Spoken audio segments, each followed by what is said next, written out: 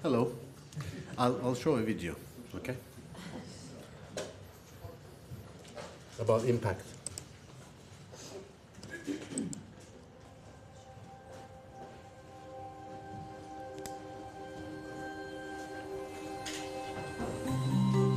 हामीले अब पानी कस्तो खायो अहिलेसम्म नथाहा पाइन्जेल त हामीले पानी सफा छ राम्रो छ देख्दा त राम्रो देखिन्थ्यो अब भित्र कीटाणु मसिनो भएको त देखिएन नि त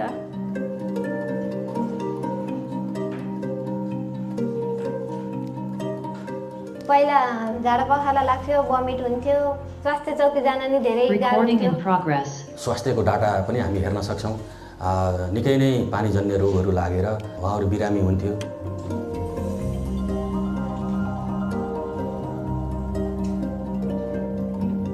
Multiple indicator cluster surveys are able to create data, the type of data that governments could use. We constantly work on trying to capture new and emerging issues through our data work. One of them is water quality testing. We did bacterial E. coli testing of the water quality of the households. The data generated a lot of interest, and I'm glad that that the government of Nepal they are prioritizing this access to safely managed drinking water services. जहाँ पानीमा कीटाणु देखिएको छ त्यहाँ चाहिँ ब्लिचिङहरू राख्ने अनि शुद्धिकरण गर्ने प्रक्रियामा छौं टोलहरूलाई परिचालन गरेर उहाँहरूलाई तालिम दियौं उहाँहरूलाई अवेयरनेस गरायौं सुरक्षित खानेपानी भनेको यो हो Knowing that the evidence you have helped create is used by others for the well-being of children is an extremely satisfying feeling. अहिले त धेरै सुविधा भयो पानीको हाम्रो स्वास्थ्यमा धेरै सुविधा भएको छ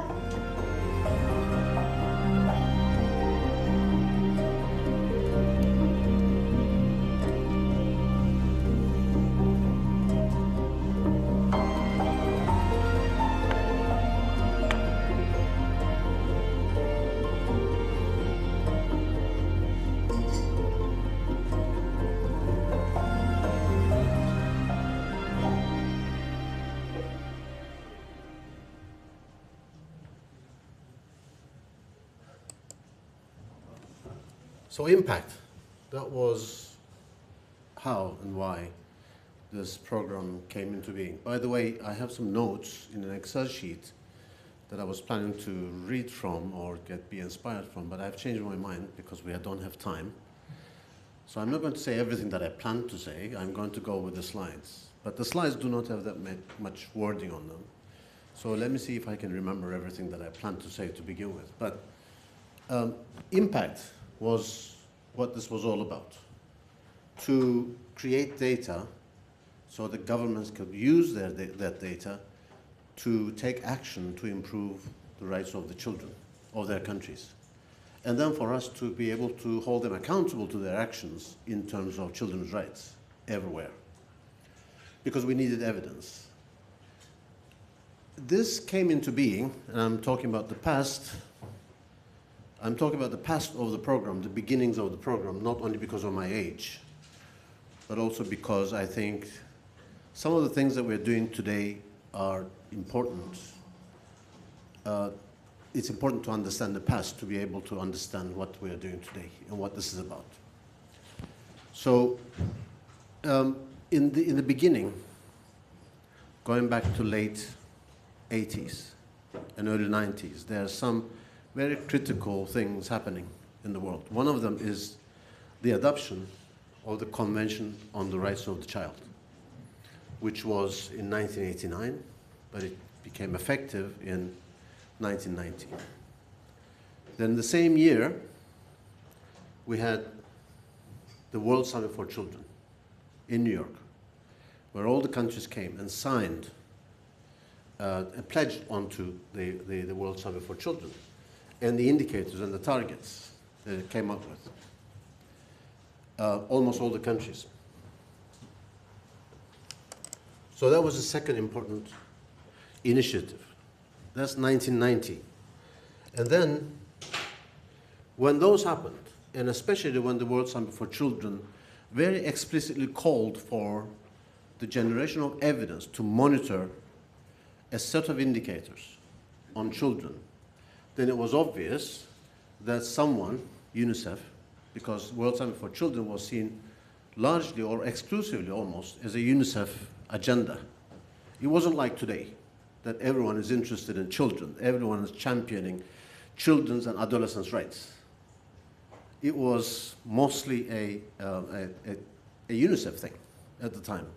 So UNICEF started to look into this. And they found that unless, there's a long story behind it, but unless they did something about it, then that data that was called for in the World Summit for Children would not be available. Because as you can see here, for instance, there was only a handful of countries, for instance, that had data, trend data on anthropometry. So for the vast majority of the world, the developing and the middle income world, we didn't know if malnutrition was improving or worsening. There was no idea. The data was so old that they were almost unusable. Enrollment data of all, out of all data, and that's surprising to me, was 10 years old on the average.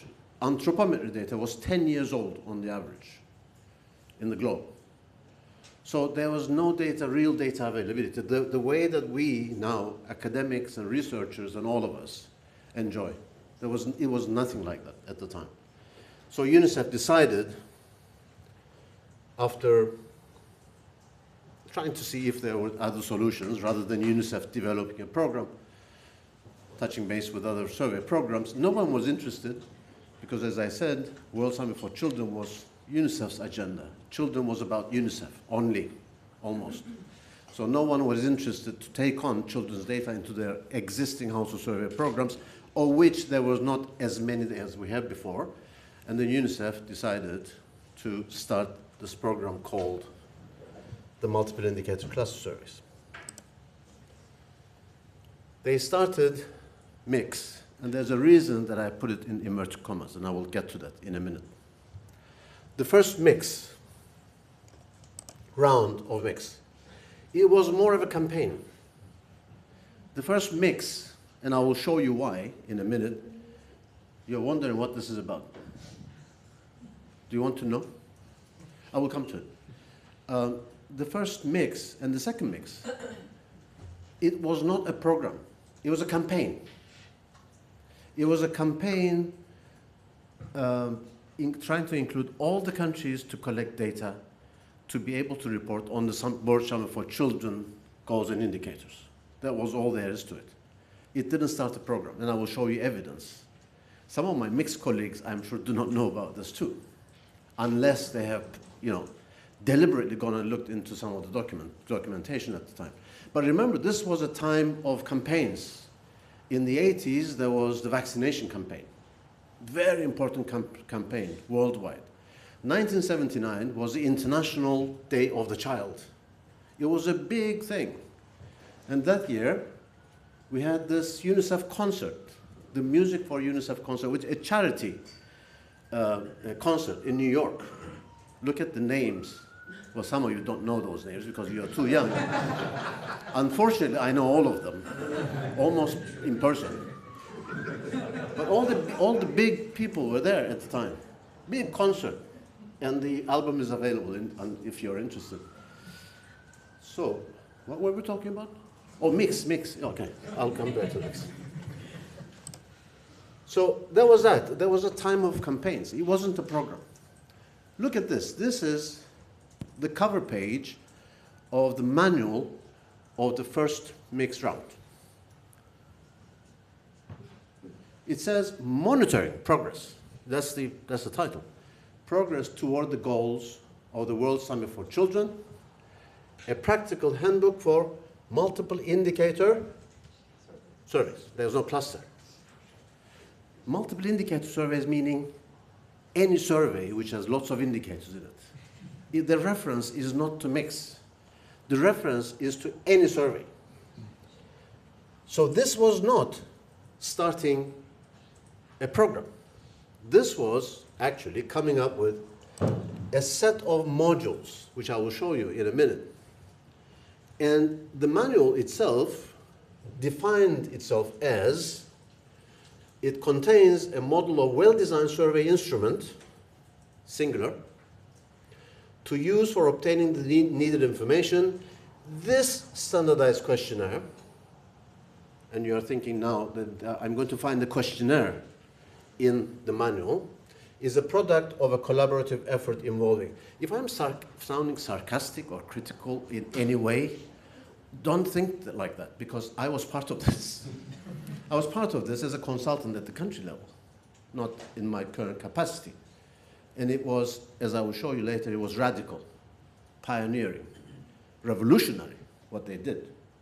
But it was not the mix that we think of today. That's, that's what I'm trying to make.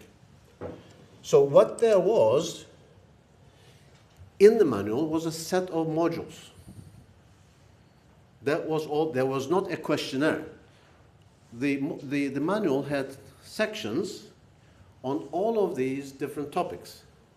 And when I say all of these different topics, I shouldn't be exaggerating. I shouldn't be sounding as if I'm saying something big.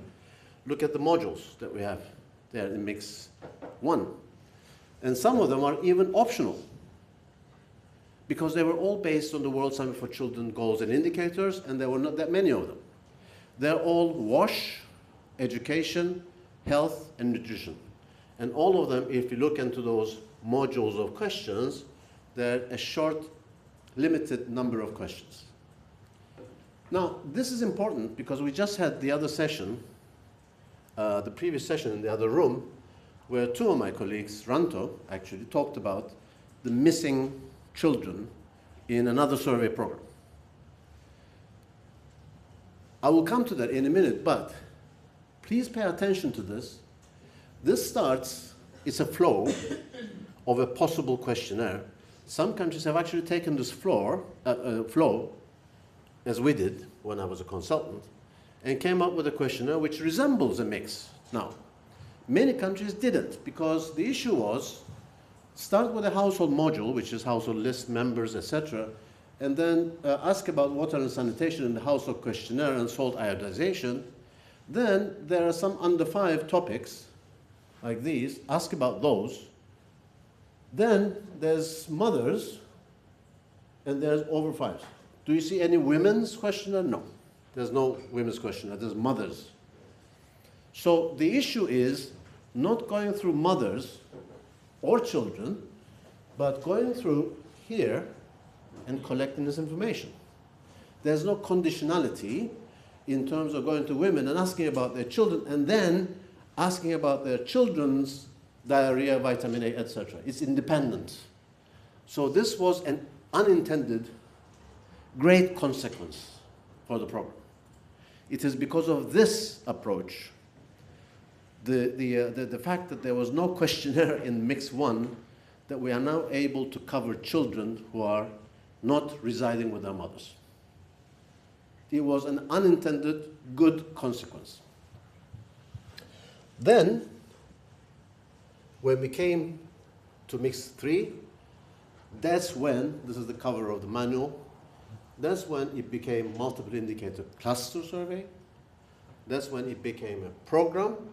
That's when UNICEF thought we are going to be continuing this for the foreseeable future.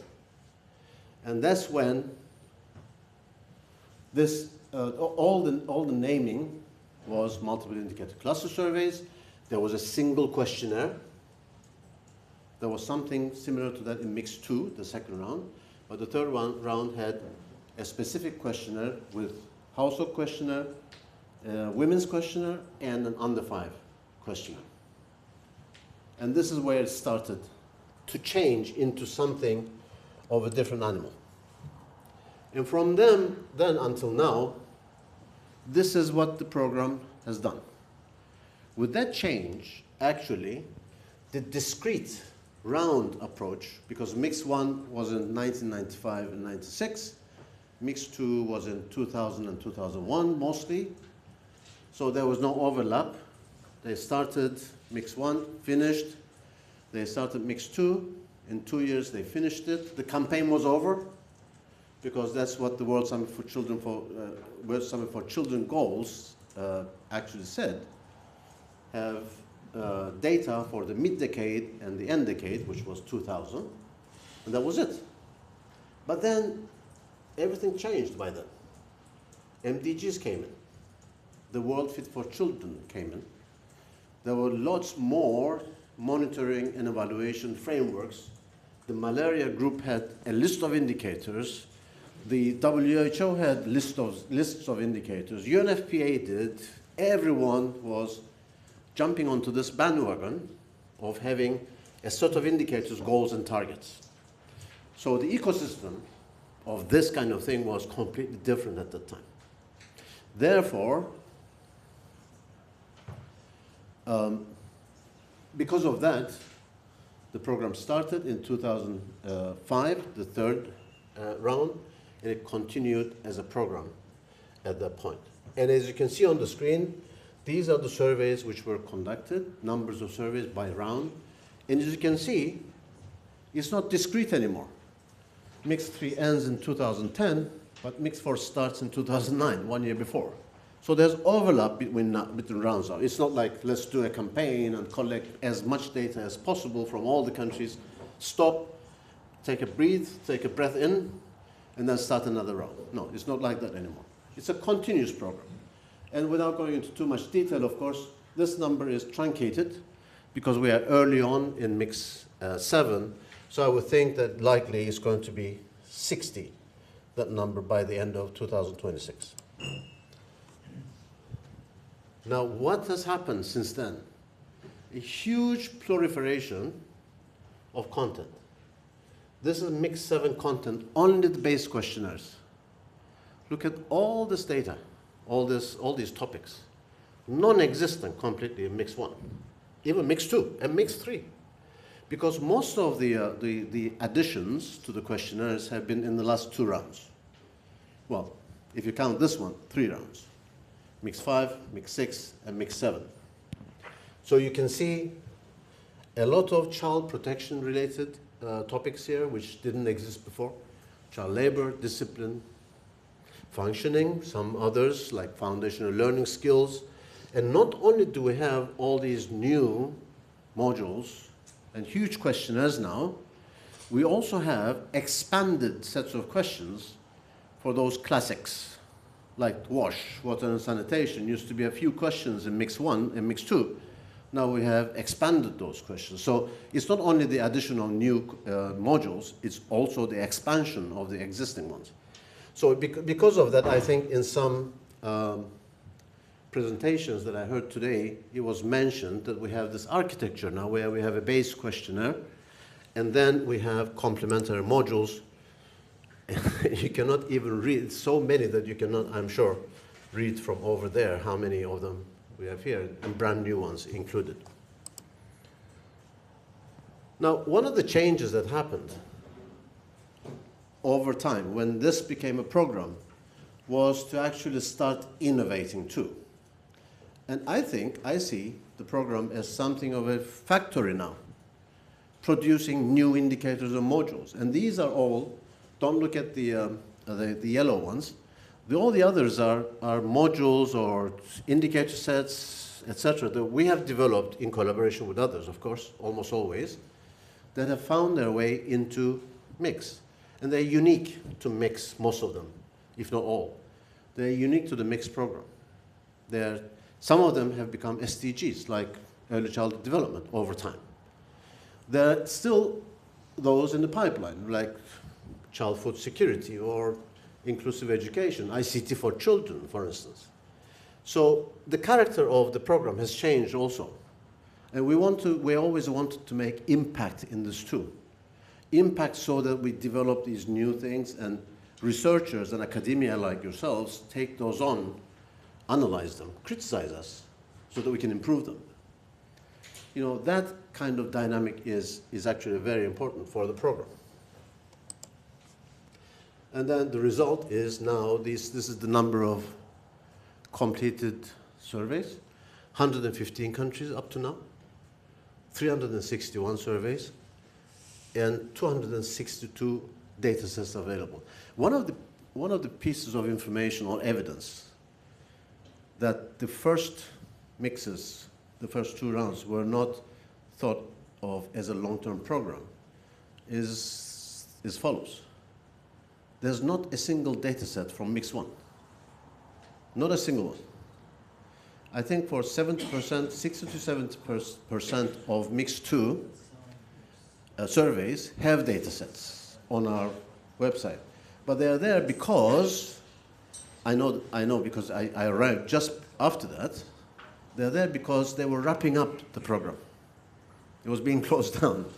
And then as a last attempt, we have a number of household survey experts at the time working with us, with the team in New York, UNICEF, and they said, let's collect the data before we close, let's have as many data sets as possible, and they are now available on our website. But otherwise, there was no long-term thinking. And that's fine, absolutely. I've gone way faster than I thought I would, which is good. So, it's not only the proliferation of the content, but also the type of work that we do. We're actually now venturing out of the simple template of select a random probabilistic sample, go to households, do face-to-face interviews with people, and that's it. Household survey. That's the simplest way of describing a household survey, probably. So we are venturing out of that too now. And I was sort of, in a way, frustrated and upset a little bit that there was nothing on the agenda of this conference on some of the activities that we have now, which we value a lot, which are very important to us. There has been reference to them, but I don't think they have been discussed in any of the sessions. So we started asking some questions to ourselves more recently, especially with the beginning of SDGs, with the so-called data revolution and technology and everything else. So we said, we are doing all these mixes, fine, and we are creating a representative sample in a country. The mix interviews, the mix data is actually a representative sample of the country, correct? If it is, then that means that we can use it as a sample frame too. We can use it as a starting point too. So how do we extend mix so that we can actually even collect data on a longitudinal basis from the same households?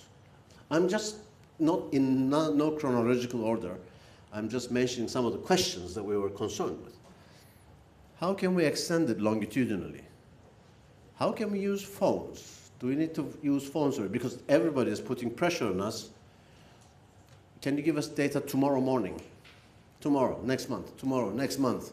3 years between 2 mixes in a country, too long. We don't have that patience. So putting all these together, we came up with this, which is, let's use the mix as a sample frame, as a starting point, as if we're using a census. Select the subsample from them, and then start calling these households. And this time, continue to collect data from these households on the phone, which would give you, over a period of 12 months, longitudinal data. You can continue for 12 months, obviously. Let's do it every month, or maybe every other month. And then create this longitudinal data set on the phone. And that is called now Mix Plus. And Mix Plus has been in existence for a few years. And I rather like... Sorry to interrupt. It's just you're heard much better online when you stand around here. Okay. I think it's because the microphone is a bit dodgy. Okay, sure. Yeah, I will try to stay as much as possible here. Okay. So, it's been in existence for a number of years. I don't think academics, researchers have started to really use it, and I really would like to encourage you all to download the data. The data is available, just like the mix itself, and to start using it. A second venturing out is actually this. We know that we have mix. How about triangulation, merging, and linking? Because that has been a big thing on the agenda too. If we can take different data sets and then merge them with mix on a record-by-record basis, for instance, then we suddenly create a data set which goes way more than the mix itself. For instance, if we get information on kids from the education system and combine those onto the mix, because we have the kids in the mix too, We have a much larger data set with variables which are not in the mix. We didn't collect in the mix, like class sizes, for instance. So we have started to do that too, and it's called MixLink. We don't have results yet, but in a few countries we are actually working on this.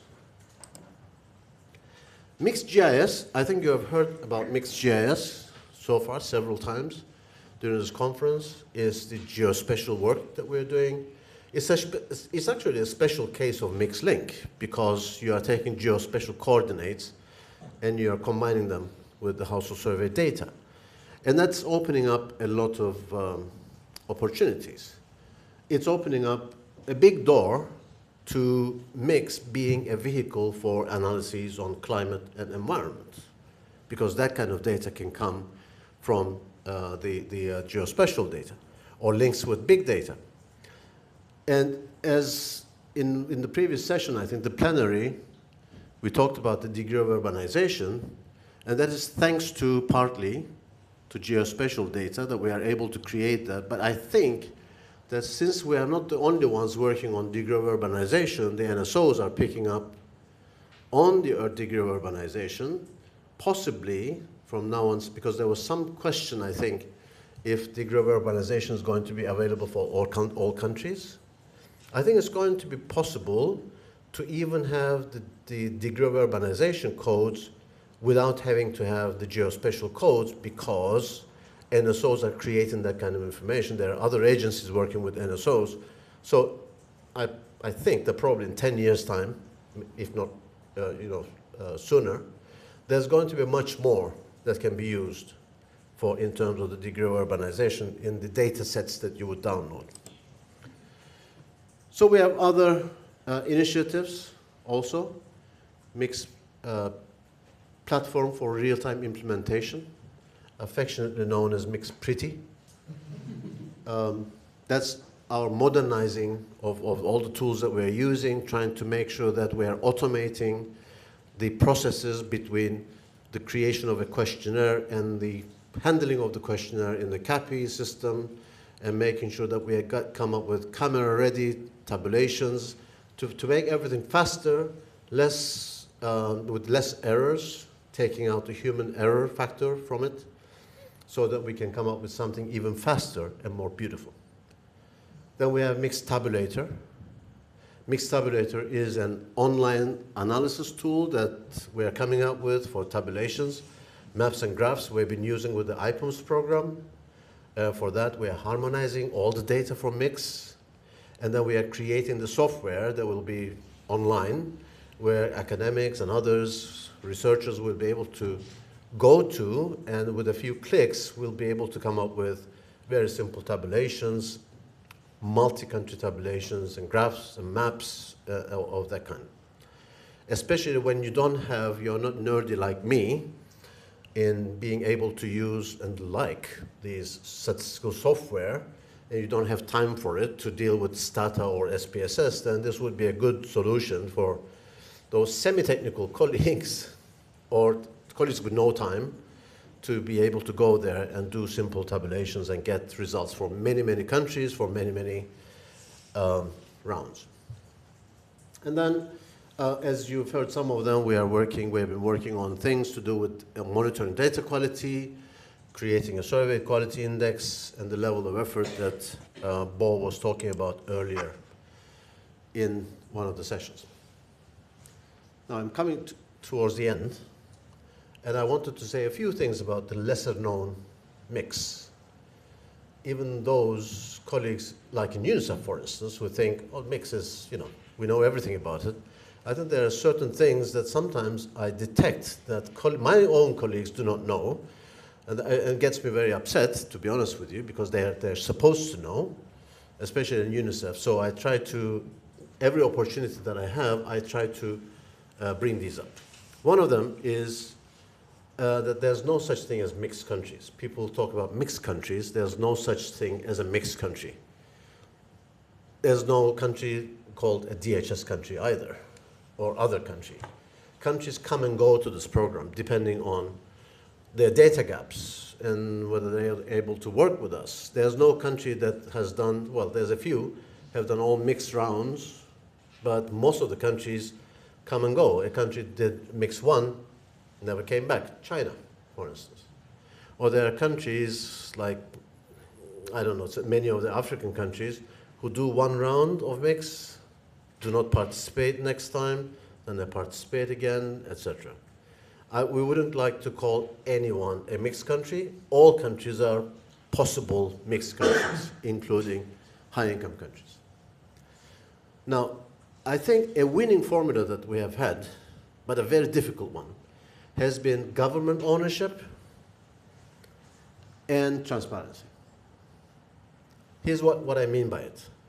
We insist always that the countries are the implementing agencies. We don't seem to be commissioning mix to them. They should be the ones to demand it, not us.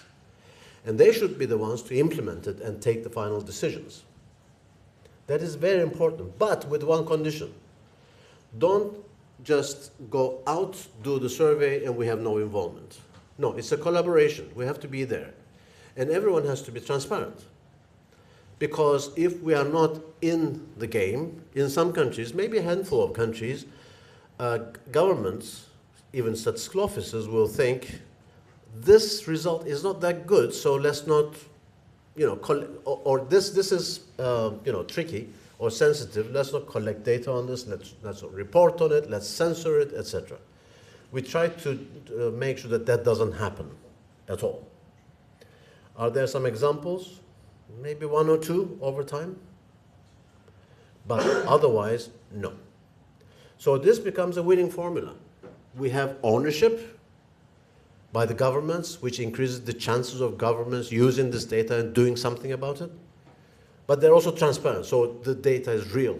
Everything is being reported. It's a winning formula, but every rose has its thorn.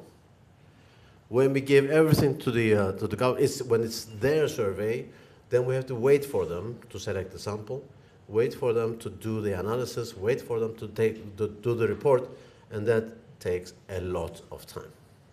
There's lots of bureaucracy, there's a lot of loss of momentum, and you name it. There's a number of factors which delay the availability of reports and the microdata, and sometimes we delay things too, of course. We are also human beings.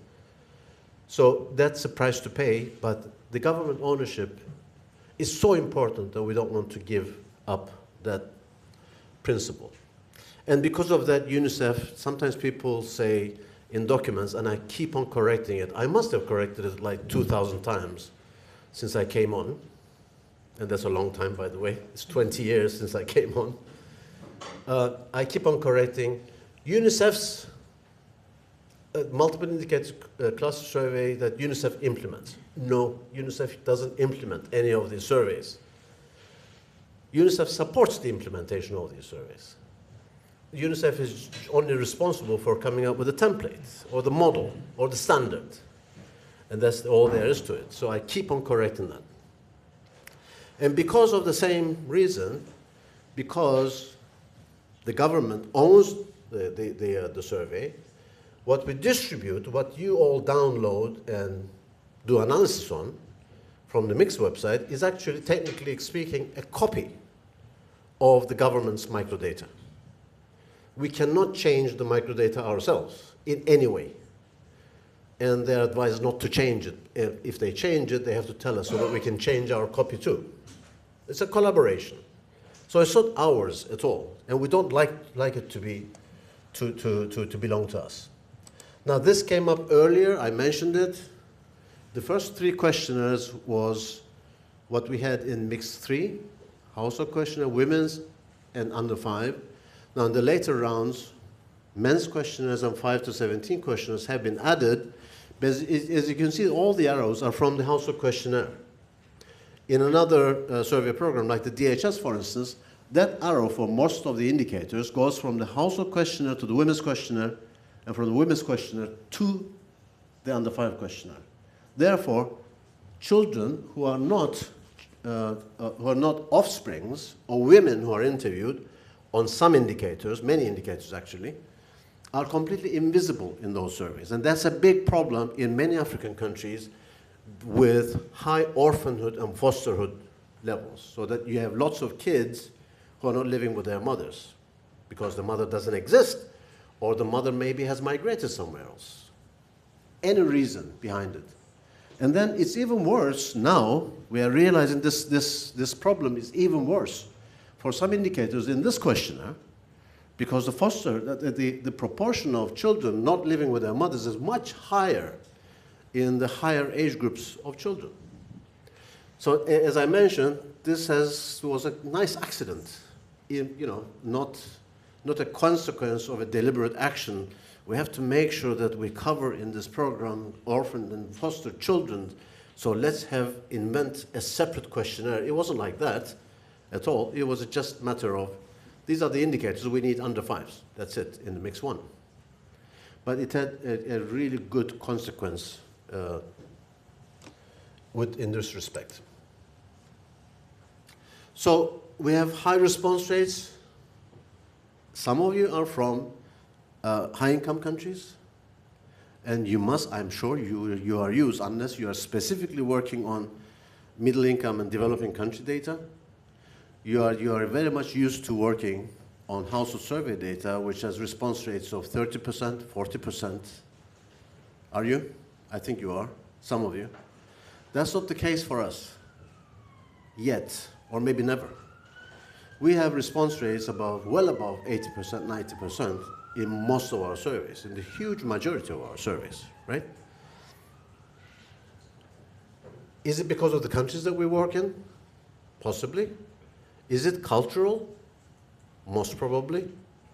Is it because we do a better job in this program in revisiting households, making sure that we pay enough attention to response rates, and we have certain architectural choices that we have made and the way that we go to the field? Is it because of that we have high response rates? I'm not going to tell you what I think about it, but it's probably all of these at the same time.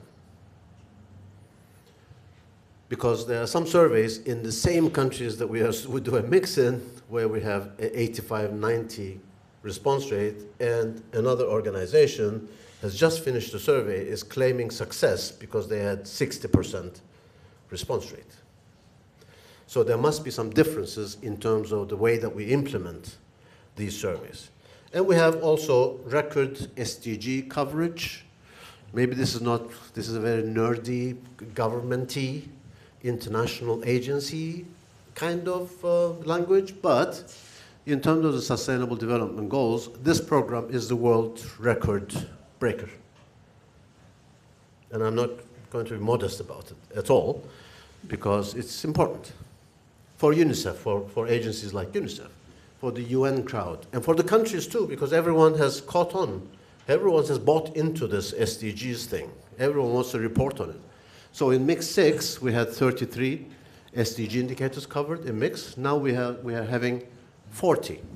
And it's a world record. I don't think there's any other household survey program who is coming close to this. Okay, that's what I wanted to say about mix. And there were just lots more in the Excel sheet, which I have skipped.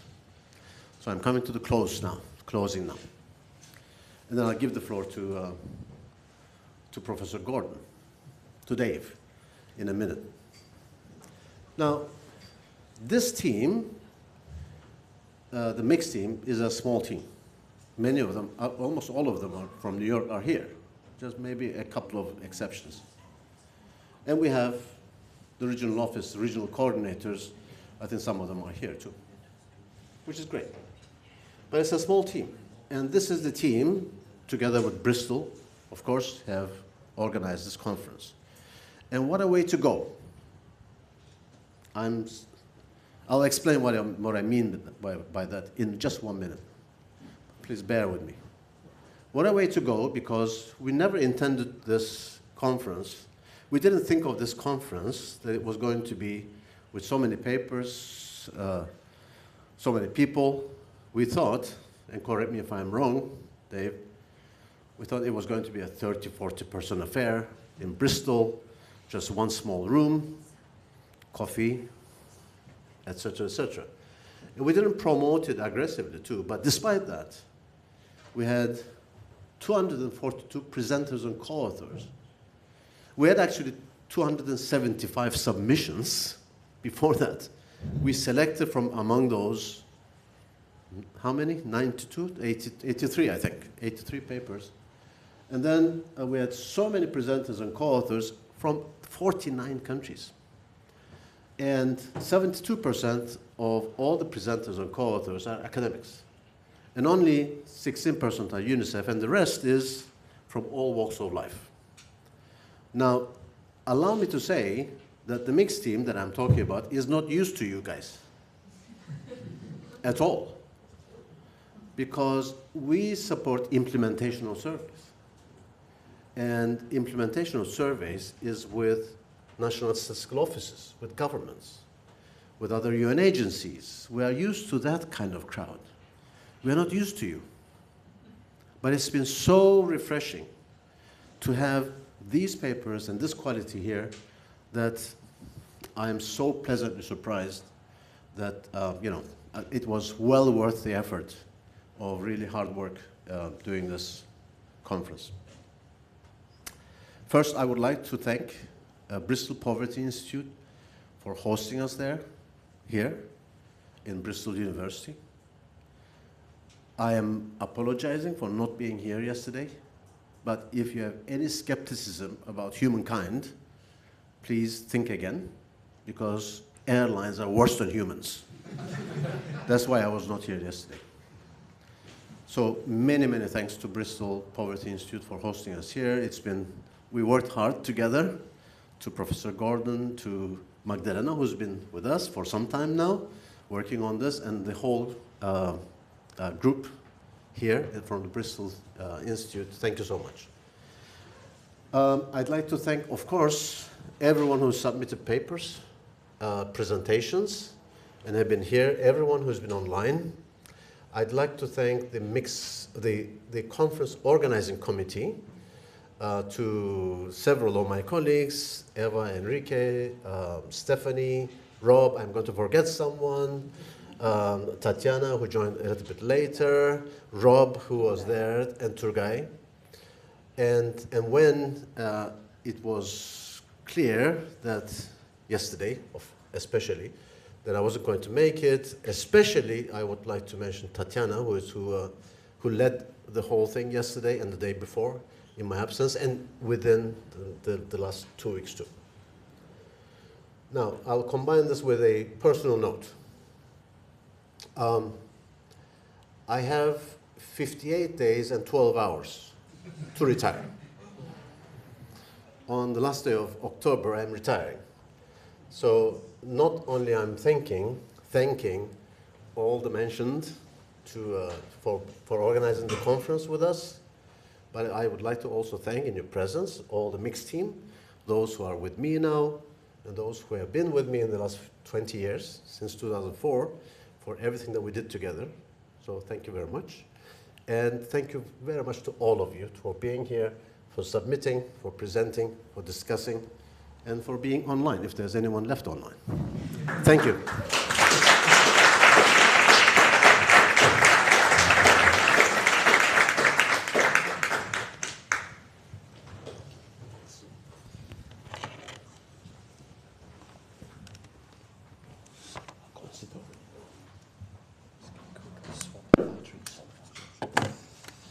We're just swapping batteries.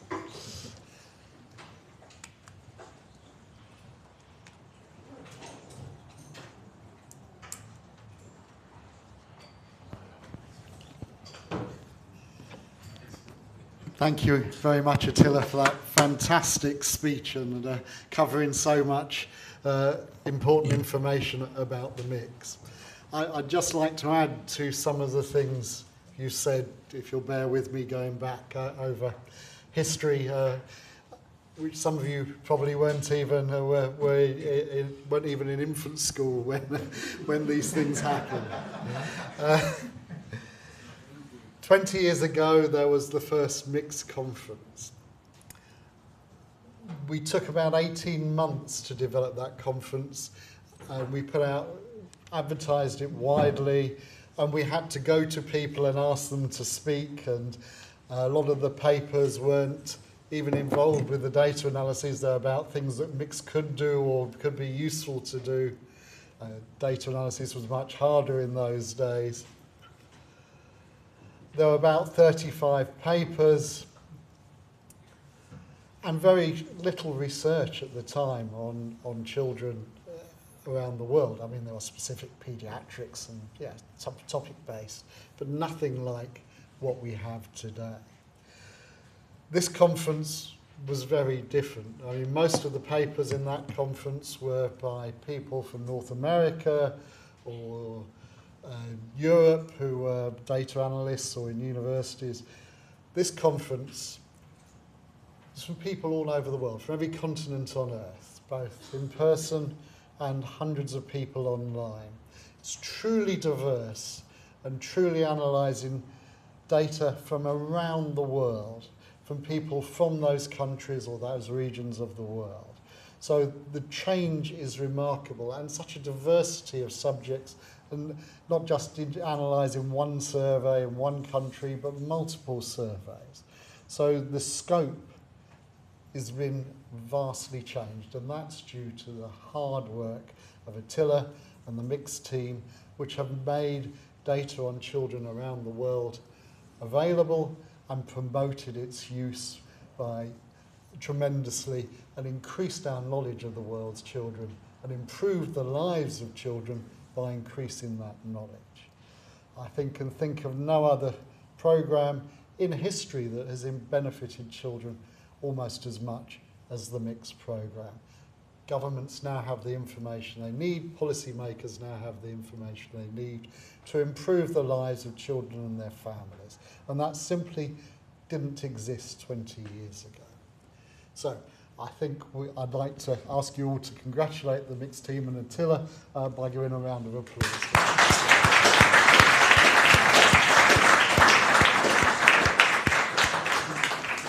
I'd also like to thank all the UNICEF staff who have made this possible, and of course the staff of the BPI who've been working crazily behind the scenes trying to organise all this, and have done a fantastic job. You've all been introduced to them, but you know who they are. I'm not going to go through them by name. It's important that this kind of thing happens again, and I hope it won't be 20 more years before it happens again. And of course, I hope other people will also participate. I apologise to all the authors who submitted papers. We didn't advertise this widely. If we had, I hate to think how many papers that would have been submitted. There are excellent papers submitted that we simply didn't have time for to allow presenters to present. I mean, we were planned to have one room and one stream. We've ended up with 4 parallel streams and only a third of the papers that have been submitted. And I'm sure if we'd advertised it more widely, there would have been double that. So there's a tremendous amount of truly excellent work out there. And I hope that we, in the future, will be able to have larger events and be able to expand even beyond what we've had today. So please have a safe journey home. Thank you all for coming, those in person. Thank you all for joining us, those online. It's been a fabulous conference with really interesting papers from a diverse range of subjects, and the future looks very bright, I think. Thank you.